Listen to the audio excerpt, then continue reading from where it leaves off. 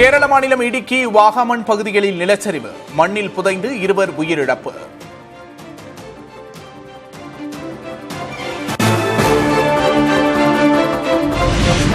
ஒடிசாவில் 10 மாவட்டங்களுக்கு கனமழை எச்சரிக்கை. பூரி மாவட்டத்தில் கனமழை காரணமாக ஆறுகள் போல மாறிய சாலைகள், வீடுகளுக்குள் வெள்ளம் புகுந்ததால் மக்கள் பரிதவிப்பு.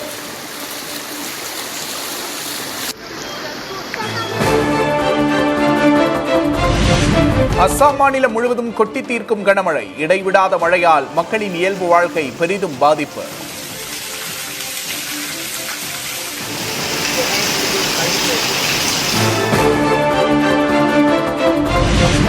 குஜராத் மாநிலம் ஆனந்த் மாவட்டத்தில் பெய்த கனமழையால் குடியிருப்புகளை சூழ்ந்த மழைநீர், 11 வயது சிறுமி உயிரிழந்த நிலையில் முடுக்கிவிடப்பட்டுள்ள மீட்புப் பணிகள்.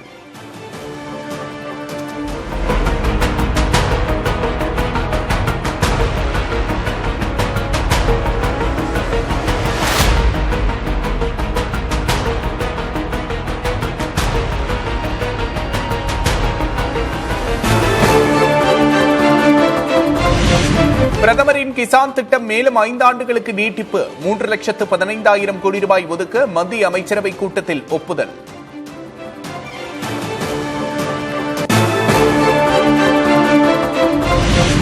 எல்பிஜி இறக்குமதியில் வளைகுடா நாடுகளின் சார்பை குறைத்து அமெரிக்காவை நோக்கி நகரும் இந்தியா.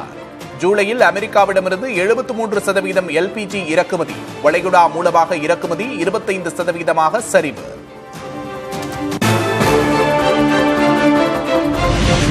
நாட்டின் ஜிஎஸ்டி வசூல் ஜூலையில் 15.4% அதிகரித்து 2,11,000 கோடி ரூபாயாக உயர்வு. ஜிஎஸ்டி வசூலில் ஹரியானா 25% வளர்ச்சி கண்ட நிலையில் தமிழகத்தில் வசூல் 1% சரிவு.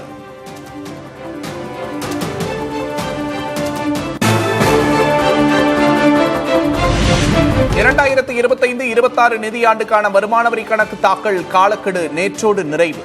5.9 கோடி விண்ணப்பங்கள் தாக்கல் செய்யப்பட்டதாக வருமான வரித்துறை தகவல்.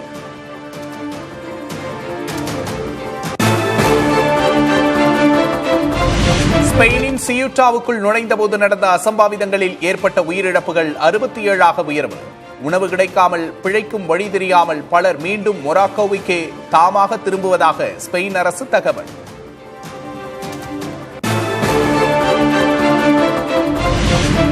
மொராக்கோவிலிருந்து ஸ்பெயினுக்குள் 50,000 பேர் புலம்பெயர்ந்தது கடுமையற்ற சட்டங்களால் ஏற்பட்ட ஒரு ஆக்கிரமிப்பு செயல் என அமெரிக்க அதிபர் டிரம்ப் விமர்சனம். எதிர்வரும் இடைத்தேர்தலில் குடியரசுக் கட்சி தோற்றால் அமெரிக்காவிலும் இதே நிலைதான் வரும் என எச்சரிக்கை.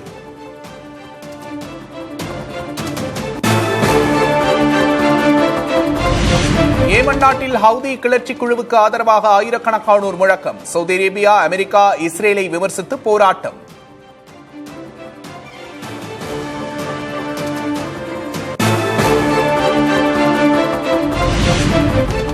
பாகிஸ்தான் ஆக்கிரமிப்பு காஷ்மீர் மக்கள் மீதான அடக்குமுறைகளை கண்டித்து லாகூரில் போராட்டம். பல்வேறு இயக்கங்கள் சார்பில் போராட்டம் நடத்தியவர்கள் கடும் தள்ளுமுள்ளுவுக்கு பின் கைது.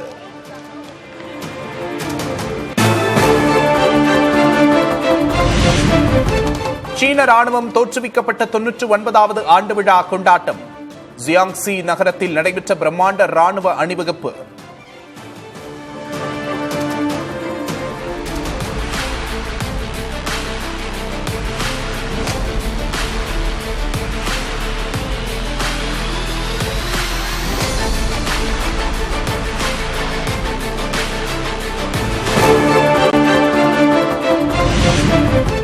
இங்கிலாந்தில் கடுமையாக குறைந்த மழைப்பொழிவு, கடும் வறட்சியால் விவசாயிகள் பாதிப்பு. ஜெர்மனி, செர்பியாவில் மழை குறைவால் அணைகளின் நீர்மட்டம் சரிவு.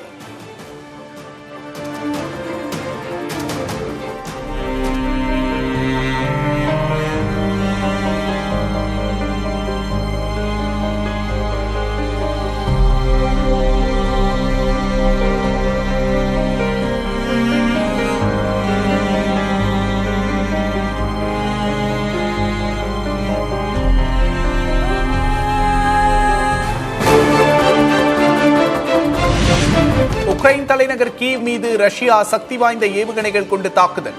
9 பேர் உயிரிழப்பு, 22 பேருக்கு காயம், குடியிருப்புகளும் சேதம்.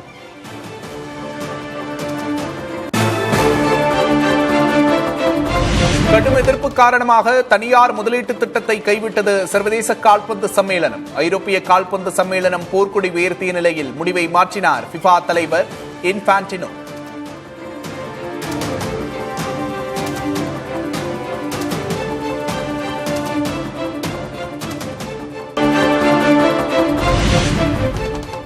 காமன்வெல்த் போட்டிகளில் பதக்கங்களை குவிக்கும் இந்தியா. மகளிருக்கான குத்துச்சண்டையில் தங்கம் வென்ற பிரீத்தி மற்றும் லம்போரியா.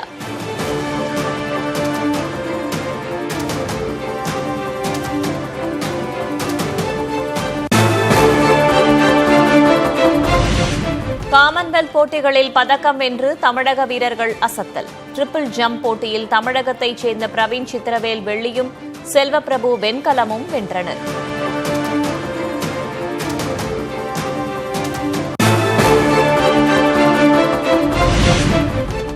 இந்தியாவில் விமான நிலையங்களின் எண்ணிக்கை 12 ஆண்டுகளில் இரட்டிப்பாகியுள்ளதாக பிரதமர் மோடி பெருமிதம். உதான் திட்டத்தால் சிறு நகரங்களுக்கும் விமான சேவை கிடைத்து சாமானியர்களுக்கும் விமான பயண வாய்ப்பு கிடைத்துள்ளதாக ஆந்திராவில் பேச்சு.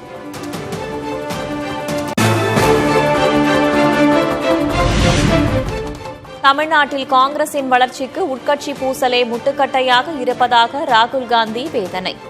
நிர்வாகிகளை அரவணைத்து செல்லாத மாவட்ட தலைவர்களுக்கு கட்சியில் இடமில்லை என்றும் எச்சரிக்கை.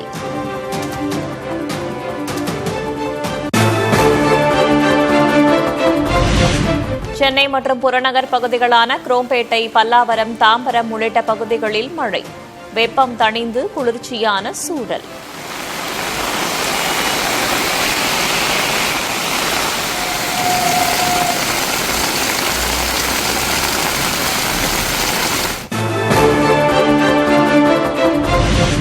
கபினி அணையிலிருந்து வினாடிக்கு 10,000 கன அடி நீர் திறப்பு. ஆற்றங்கரையோரமாக வசிக்கும் மக்கள் பாதுகாப்பாக இருக்க அறிவுறுத்தல்.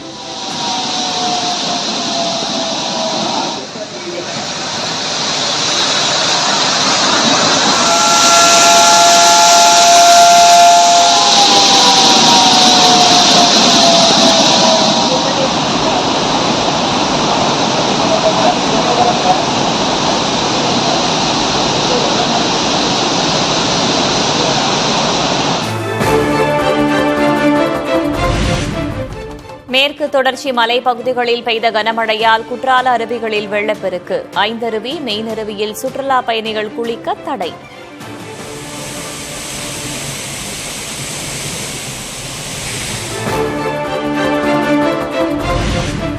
தொடர் மழையால் நிரம்பியது தென்காசி மாவட்டம் குண்டாறு அணை. அணையிலிருந்து தண்ணீர் வெளியேறும் ரம்மியமான காட்சிகள்.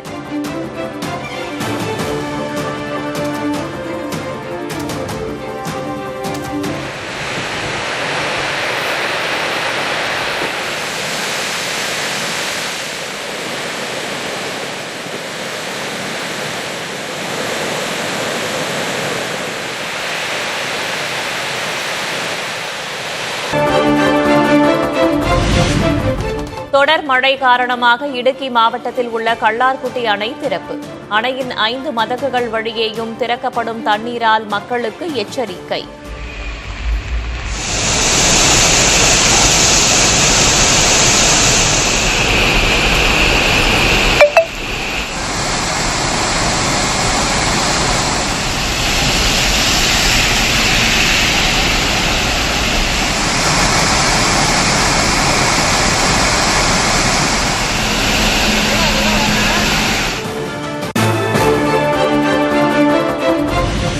கேரள மாநிலம் இடுக்கி அருகே அடூர் மலைப்பகுதியில் நிலச்சரிவு. நிலச்சரிவில் சிக்கி பெண் ஒருவர் உயிரிழப்பு.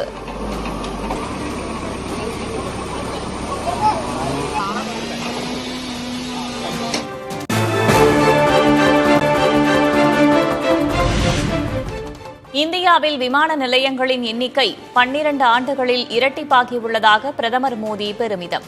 உதான் திட்டத்தால் சிறு நகரங்களுக்கும் விமான சேவை கிடைத்து சாமானியர்களுக்கு விமான பயண வாய்ப்பு கிடைத்திருப்பதாக ஆந்திராவில் பேச்சு.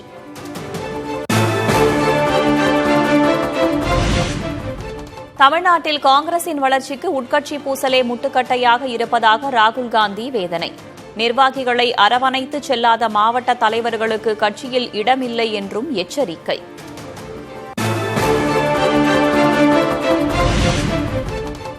தொகுதி மறுவரையறையை ஆதரிப்பவர்கள் எட்டப்பர்கள் என ராகுல் காந்தி விமர்சனம். தொகுதி மறுவரையறை தமிழகத்தை கடுமையாக பாதிக்கும் என்றும் கருத்து. Delimitation is designed to disenfranchise, to take away power from the people of Tamil Nadu. This is a BJP conspiracy. There was a historical character in Tamil Nadu called Attappan. Attappan is basically symbolic of the betrayal of the people of Tamil Nadu.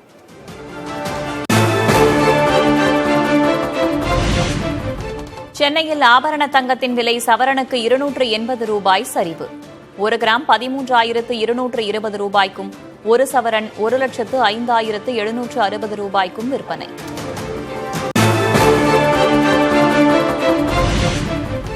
சென்னையில் வெள்ளியின் விலையில் மாற்றமில்லை.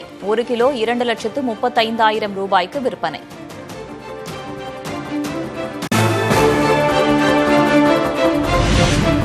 வணிக பயன்பாட்டுக்கான 19 kilo சமையல் எரிவாயு cylinder விலை 200 ரூபாய் குறைப்பு.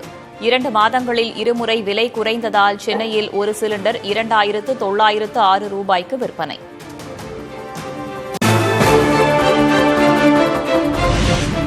சென்னையில் மாற்றமின்றி தொடரும் வீட்டு பயன்பாட்டு சிலிண்டர் விலை. வீட்டு சமையல் எரிவாயு சிலிண்டர் விலை 957 ரூபாய் 50 காசுகளாக தொடர்கிறது.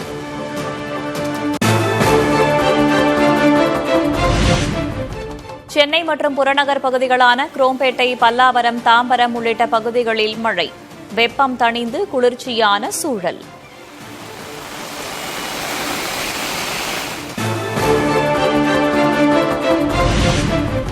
நீலகிரி, கோவை, தேனி மாவட்டங்களில் இன்று மிக கனமழை பெய்யும் என எச்சரிக்கை. திருப்பூர், திண்டுக்கல் மாவட்டங்களில் கனமழை பெய்யும் எனவும் கணிப்பு.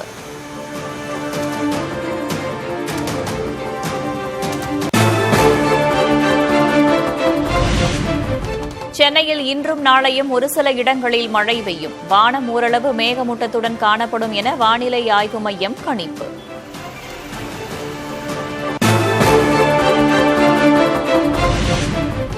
வட தமிழகத்தில் அதிகபட்ச வெப்பநிலை மேலும் உயரும். இயல்பை விட 2 முதல் 3 டிகிரி செல்சியஸ் வரை அதிகரிக்கக்கூடும் என கணிப்பு.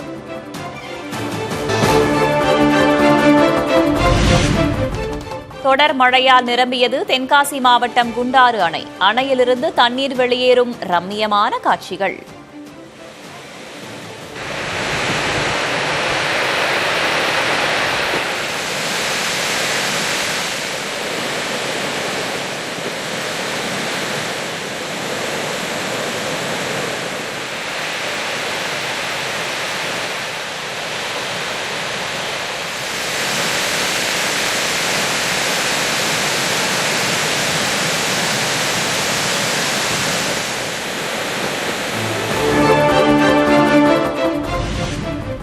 மேற்கு தொடர்ச்சி மலைப்பகுதிகளில் பெய்த கனமழையால் குற்றால அருவிகளில் வெள்ளப்பெருக்கு. ஐந்தருவி, மெயினருவியில் சுற்றுலா பயணிகள் குளிக்க தடை.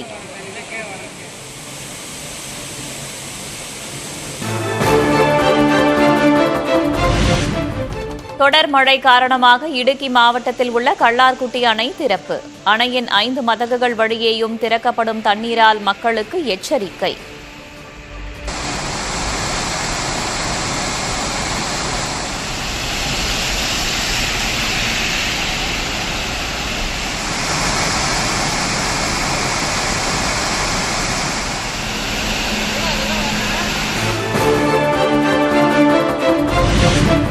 கேரள மாநிலம் இடுக்கி அருகே அடூர் மலைப்பகுதியில் நிலச்சரிவு. நிலச்சரிவில் சிக்கி பெண் ஒருவர் உயிரிழப்பு.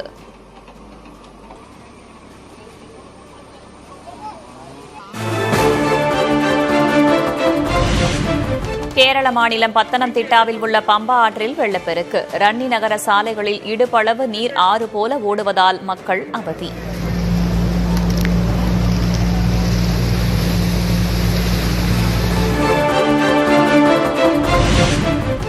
இடுக்கியில் தொடரும் கனமழையால் முல்லை பெரியாறு அணைக்கு அதிகரிக்கும் நீர்வரத்து. ஒரே நாளில் 112.45 அடியிலிருந்து 113.70 அடியாக நீர்மட்டம் உயர்வு.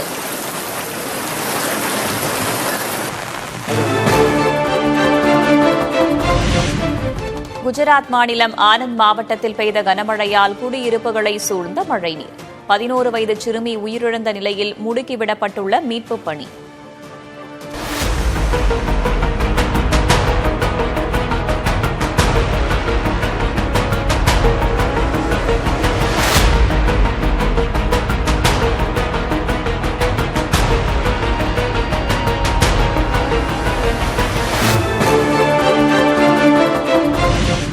குஜராத் மாநிலத்தில் அவுரங்கா ஆற்றில் நீடிக்கும் கடும் வெள்ளப்பெருக்கு. தண்ணீர் சூழ்ந்த வல்சத் பகுதி மக்களை மீட்கும் பணி தொடர்கிறது.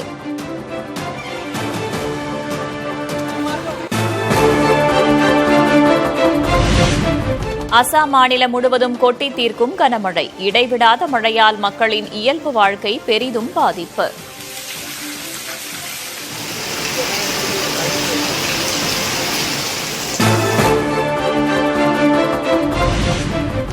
ஜம்மு காஷ்மீர் ராம்பன் மலைப்பகுதியை சூழ்ந்த மேகக்கூட்டம். பனிமூட்டத்தால் அதிகரித்த குளிர்.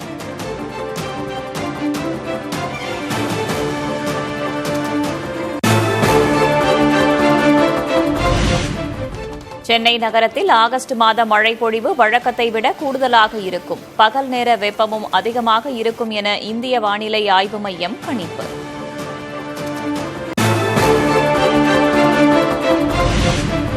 சூப்பர் எல்னினோ தாக்கத்தால் சென்னைக்கு குடிநீர் வழங்கும் ஏரிகளின் நீர்மட்டம் சரிவு. ஒரே மாதத்தில் 5% சரிந்த ஏரிகளின் நீர்மட்டம்.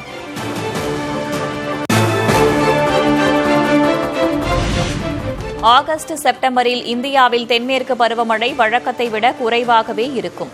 தென்மேற்கு பருவமழை காலத்தின் 2ஆம் பாதியிலும் எல்னினோ தாக்கம் தொடர்வதாக இந்திய வானிலை ஆய்வு மையம் கணிப்பு.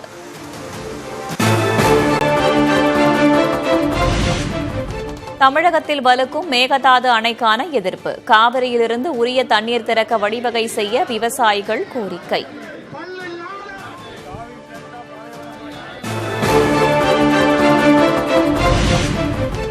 தமிழ்நாட்டுக்கு திறந்துவிட்ட தண்ணீர் கடலில் கலந்துவிட்டதாக கர்நாடகா முதல்வர் டி.கே. சிவக்குமார் பேட்டி. 177 டிஎம்சி வழங்க வேண்டிய நிலையில் கடந்த ஆண்டு 400 டிஎம்சி வழங்கியிருப்பதாகவும் விளக்கம்.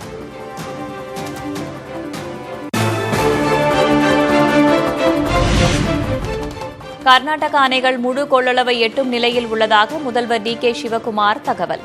அணைகள் நிரம்பிய பிறகு தண்ணீரை திறக்காவிட்டால் பெருவெள்ளம் ஏற்படும் எனவும் எச்சரிக்கை.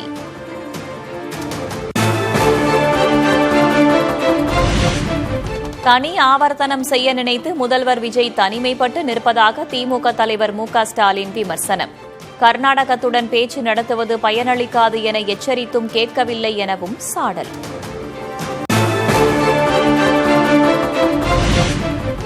அனைத்து கட்சி கூட்டத்தை கூட்டுவது எப்போது? முடியுமா முடியாதா? முதல்வர் விஜய்க்கு முன்னாள் முதல்வர் மு.க. ஸ்டாலின் கேள்வி.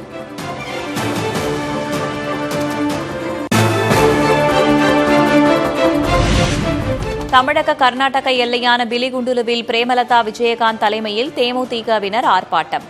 மேகதாதுவில் அணை கட்ட முயற்சிக்கும் கர்நாடக அரசை கண்டித்து முழக்கம்.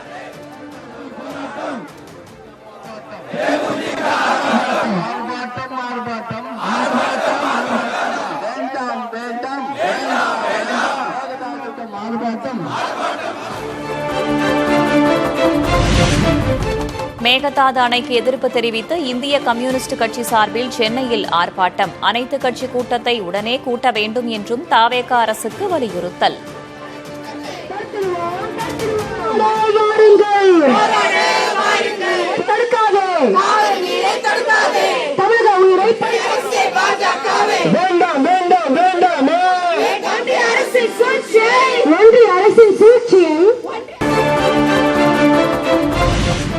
மேகதாது அணை விவகாரம் தொடர்பாக புதிய தமிழகம் கட்சித் தலைவர் கிருஷ்ணசாமி தலைமையில் அனைத்து கட்சி கூட்டம். அதிமுக சார்பில் OS மணியன், நாம் தமிழர் சார்பில் சீமான், தவேக சார்பில் வேல்முருகன் பங்கேற்பு.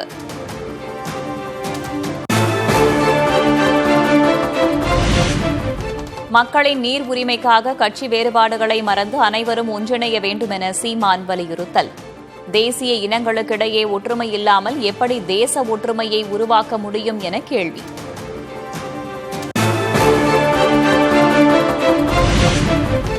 காவிரி விவகாரத்தில் உச்சநீதிமன்றத்தில் திமுக அவசர மனு தாக்கல். தமிழ்நாட்டுக்கு உடனே நீர் திறக்க உத்தரவிட வலியுறுத்தல்.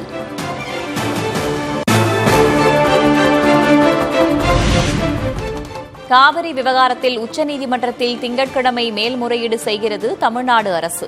சட்டத்துறை அமைச்சர் நிர்மல்குமார் அறிவிப்பு. நமக்கு இப்போ 3500 கனஅடி திறந்து விட சொல்லியிருக்காங்க. 23ஆம் தேதியிலும் திறந்து விடப்பட்டிருக்க வேண்டும்.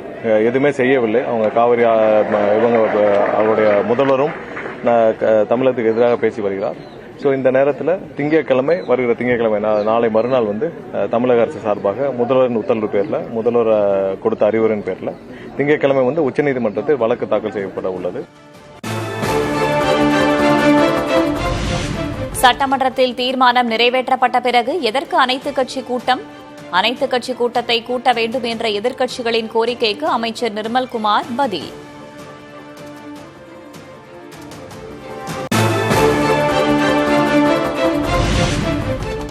காவிரி விவகாரத்தில் உச்சநீதிமன்றத்தை நாட தமிழக அரசு முடிவெடுத்திருப்பது தாமதம் என்றாலும் சரியான நடவடிக்கை.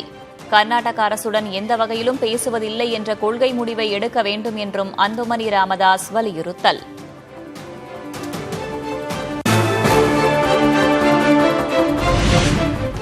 குதிரை பேர வழக்கில் திருவல்லிக்கேணி காவல் நிலையத்தில் ஆஜராகி கையெழுத்திட்ட செந்தில் பாலாஜி 2 நாட்களுக்கு பிறகு ஆஜரான நிலையில் காவல்துறை விசாரணை.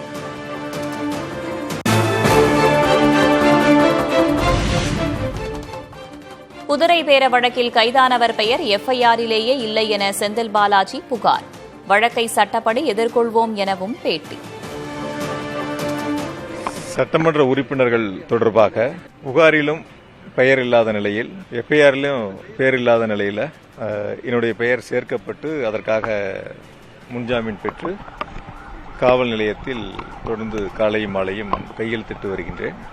இந்த நிலையில் சட்டப்படி எத்தனை வழக்குகள் போட்டாலும் சரி, இல்லை இந்த வழக்குகளாக இருந்தாலும் சரி, நீதிமன்றத்தில் எதிர்கொண்டு இந்த வழக்குகள் அனைத்தும் பொய்யான வழக்குகள் என்பதை நாங்கள் நிரூபித்து காட்டுவோம்.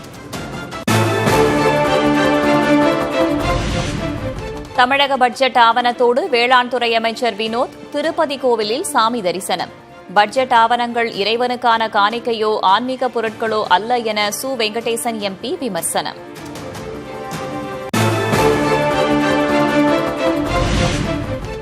சாதி மதமற்றவர் என சான்றிதழ் பெற விரும்புவோருக்கு உடனே சான்று வழங்க சட்டம் இயற்ற உத்தரவிட வேண்டும். உயர்நீதிமன்றத்தில் நடிகர் பார்த்திபன் மனு தாக்கல்.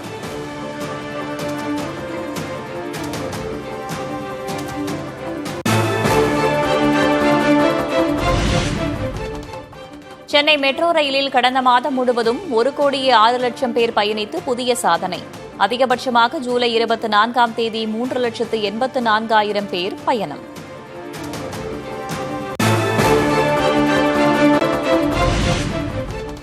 தாவேகாவில் சி விஜயபாஸ்கருக்கு தலைவர் விஜய் மிக விரைவில் உரிய பதவியை கொடுப்பார்.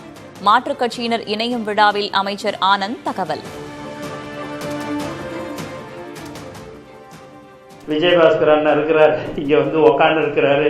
இன்னும் இப்படிதான் சொன்னேன், எல்லாரும் இன்னும் நீ எங்களுக்கெல்லாம் சீக்கிரம் பதவி கொடுக்கலையா அப்படின்னு. கண்டிப்பாக தலைவர் தளபதி அவர்கள் மிக விரைவில் உங்களுக்கு உண்டான பதவிகளை வழங்குவார்கள் என்பதை இந்த நேரத்தில் நான் தெரிவிச்சுக்கிறேன்.